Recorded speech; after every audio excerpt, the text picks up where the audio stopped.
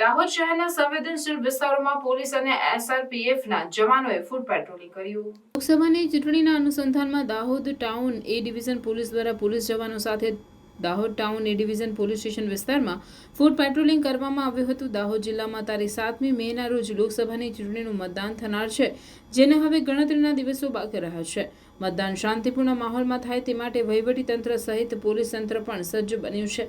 ત્યારે લોકસભાની ચૂંટણીને અનુલક્ષીને Dahod town A division police દ્વારા પોલીસ એસઆરપીએફ ફોર્સના જવાનોને સાથે રાખીને Dahod town A division police station વિસ્તારમાં ફૂડ પેટ્રોલિંગ કરવામાં આવ્યું હતું। પોલીસે શહેરના station road, MG road, Saraswati circle, Bhagini Samaj સહિતના વિસ્તારોમાં ફ્લેગ માર્ચ યોજાઈ હતી। પોલીસે શહેરના સંવેદનશીલ વિસ્તારોની મુલાકાત લીધી હતી। આ ફ્લેગ માર્ચ દરમિયાન દાહોદ એ ડિવિઝન પોલીસ મથકના પીઆઈ ડીડી પઢેહાર સહિતના પોલીસ કર્મચારીઓ જોડાયા હતા।